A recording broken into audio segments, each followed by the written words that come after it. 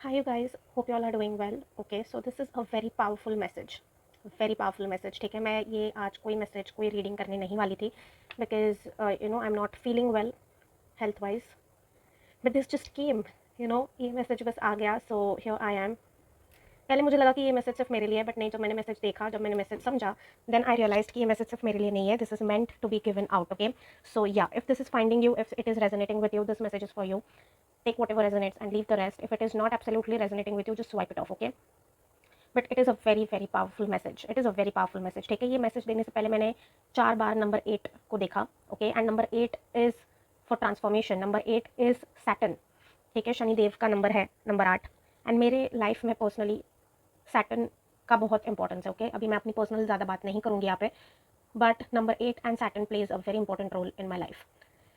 मेरे birth chart में भी, मेरी लाइफ में भी, इन जनरल. ओके, सो अगर आप इस वक्त, जब भी आप ये देख रहे हैं, आपको अगर एंजल नंबर्स दिख रहे हैं, I am not going to be only speaking about 888 और एनीथिंग, एनी एंजल नंबर्स, अगर आप मानते हैं एंजल नंबर्स में, okay, then this message is definitely for you. And even if you don't believe in angel numbers, even if you don't believe in anything at this moment, ठीक है, आप किसी भी चीज़ पे भरोसा इस वक्त नहीं कर रहे हो, तो भी ये मैसेज आपके लिए. I don't know why, I am feeling like telling you this because ये बहुत पावरफुल मैसेज है एंड कार्ड्स उसी अलाइनमेंट में आए हैं. ठीक है, बेसिकली अगेन ये कार्ड्स है जो शफल करते वक्त गिरे, and the first card we have is 8 of wands, again number 8. Okay, then we have page of cups, empress, 7 of pentacles, and end of the deck में we have page of pentacles. So message मैं आपको बता रही हूँ. Message ये है कि बहुत टाइम से अगर आप अपने लाइफ में स्ट्रगल कर रहे थे, किसी भी एरिया ऑफ लाइफ में आप स्ट्रगल कर रहे थे, किसी भी एरिया ऑफ लाइफ में आप बहुत कुछ झेल रहे थे, ठीक है, अभी भी एट प्रेजेंट अगर आप झेल रहे हो, ओके, बहुत आपका financially, career wise, and this all is related to materialistic gain, but ये मैसेज बहुत पावरफुल है. ठीक है, 8 नंबर बहुत सिग्निफिकेंट है यहाँ पे. ओके, आप एक बहुत बड़ी कार्मिक साइकिल क्लोज करने जा रहे हो.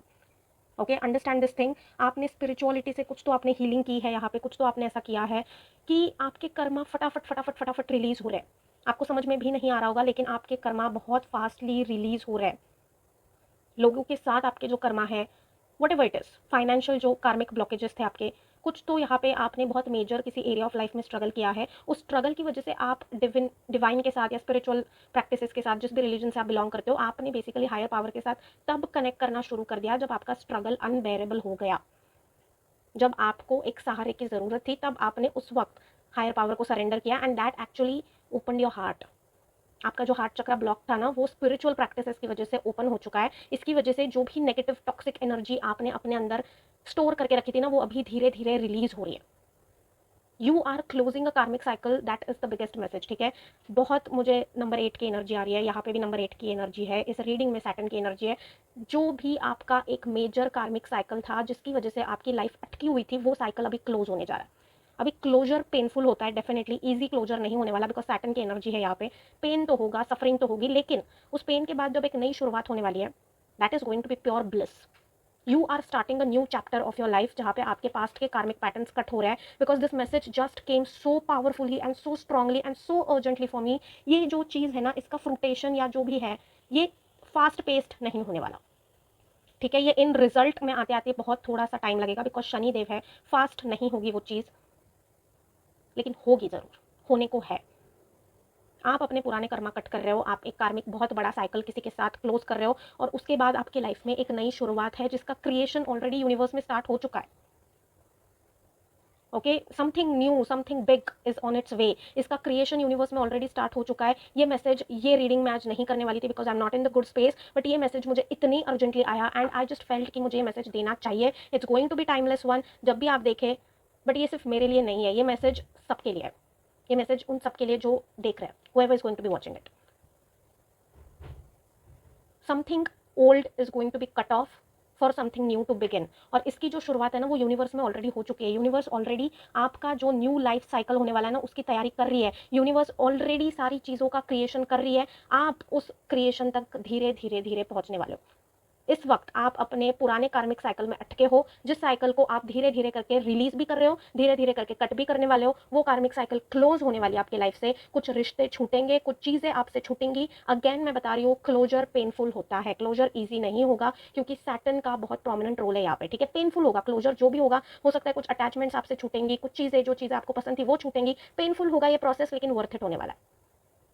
वर्थ इट होने वाला है, बिकॉज आप जो अपने न्यू साइकिल में एंटर कर रहे हो ना, उस न्यू साइकिल में आपका पुराना वर्जन नहीं जा सकता.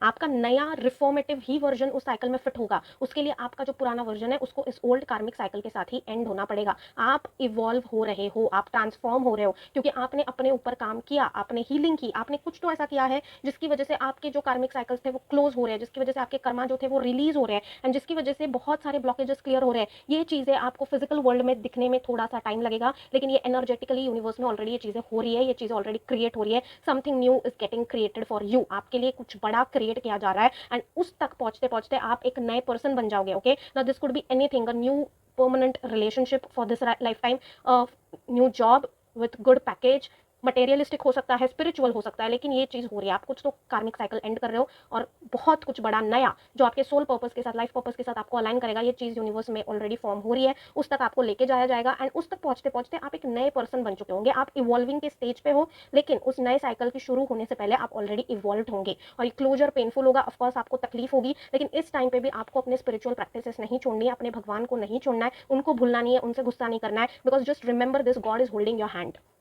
nobody else is holding your hand, god is only holding your hand। तो ये जब सारी चीजें पेनफुल होंगी, that time you have to hold that hand way more tightly।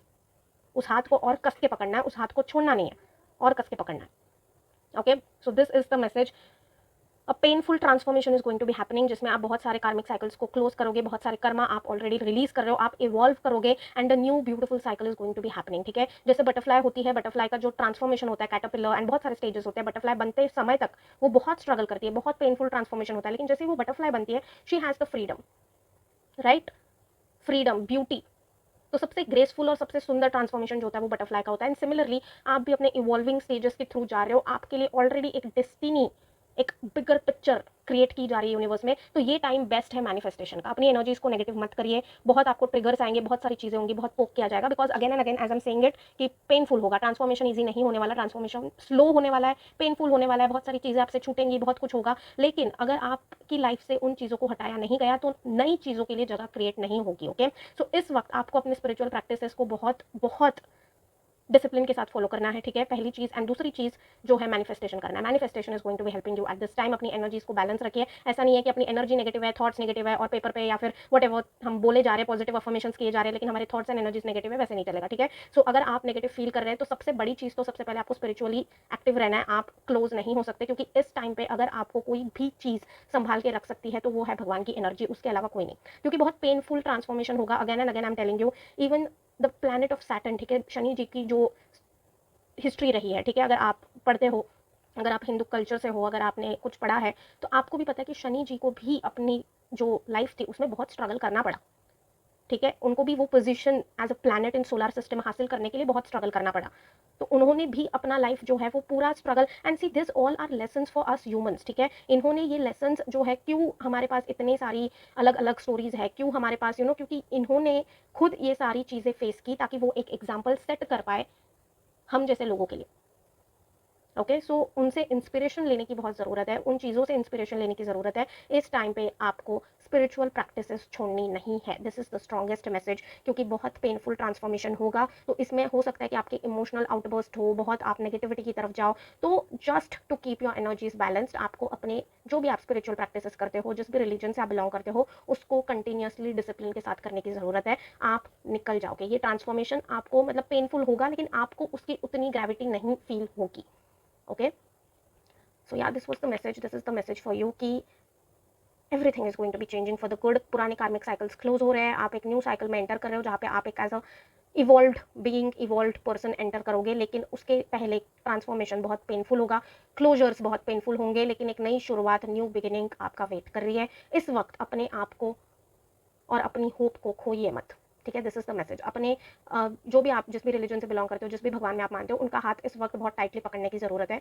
Tightly पकड़िए, क्योंकि वही आपको ये जो भी आपका स्ट्रगलिंग टाइम रहेगा उससे वही निकालेंगे। Okay, and you will be evolving a lot. ये जो पीरियड रहेगा स्ट्रगल का, बहुत इवॉल्व करोगे आप, और उसके बाद जब आपके लिए जो न्यू बिगिनिंग है उसमें जब आप एंटर करोगे, it will be only and only pure bliss. It will be काम, इट विल बी पीसफुल।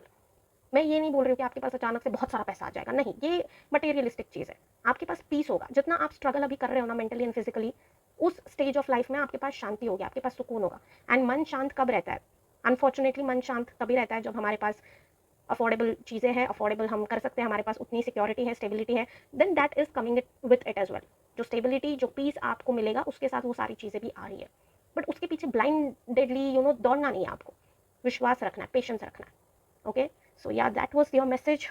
अगर आपसे रेजोनेट हुआ then receive it with positive mind and light. अगर नहीं हुआ नो प्रॉब्लम, क्योंकि ये बहुत स्पेसिफिक लोगों के लिए है, बिकॉज ये एनर्जी बेस्ड रीडिंग है। ओके, सो या I will be seeing you all next time. Wish you all the best and luck and sending all the healing to you guys. Okay, take care and bye bye.